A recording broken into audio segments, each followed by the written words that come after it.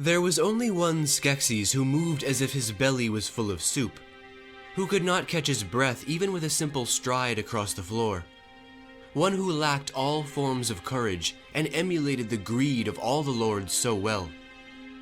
Much like the ornamentalist, this Skeksis prided himself on holding a unique yet important role among the rest. He was not a brilliant general or a fierce emperor.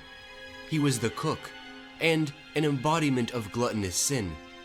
SkekAyuk The Gourmand. To those unfamiliar with the universe, a cook may seem a very odd position to maintain, or invent for that matter. But any Dark Crystal fan knows one of the most prodigious qualities of these lizard kings was their love for food. From roast nebri to lush fruits and even still living creatures skittering across the table, freshly impaled with a utensil. All of these royal feasts were prepared, specialized, and cooked by the hands and orders of the gourmand himself. The gourmand was one of the most easily recognizable in the group, not due to his robes or ornaments, but his physical presence. He had a wide, stout, waddling body, covered in layers of thick fabric, varying in color, laced with charms, beading, and folds of gold, silver, purples, and red, all of which were stained with food. Unlike his sharp-beaked companions, SkekAyuk had a short, stubby snout, with a rounded mouth, nose, and a pair of fangs like thorns in his upper lip. A tuft of lingering orange hair sat between two raised scales atop his head, with gaunt, close-set eyes, narrowing his face. Though it is easy and obvious to become sickened by his voracious, vicious appetite, SkekAyuk was in reality extremely gifted as a chef, by Skeksis standards of course. His sweet liquors, hot spices, and sauces rich with cream and body actually sound tantalizing to even humans, and the Skeksis lords, who adored stuffing their beaks and bellies full, greatly appreciated his attention to detail. Even SkekAyuk himself would frequently choke on his own food, usually saved by a firm slap on his back or thrown back up onto the floor, before engorging himself once again. Aside from his horrid table manners, SkekAyuk also had no regard for sanity or shame, being caught many times urinating in random corners of the castle, or recklessly beating his podling slaves.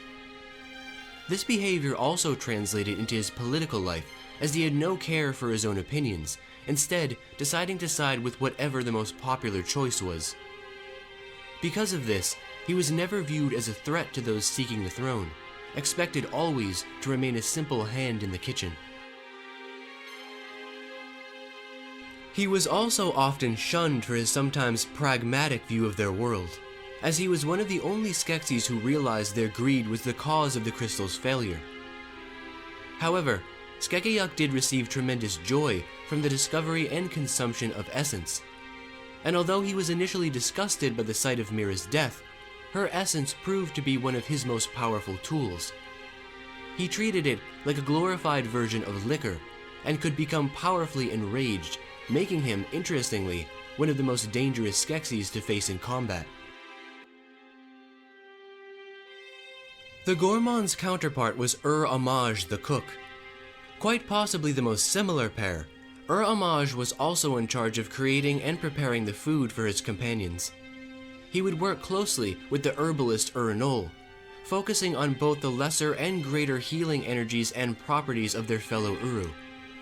His job was to blend, meld, and concentrate all items into various textures and patterns, crafting the perfect food for harmony of the soul.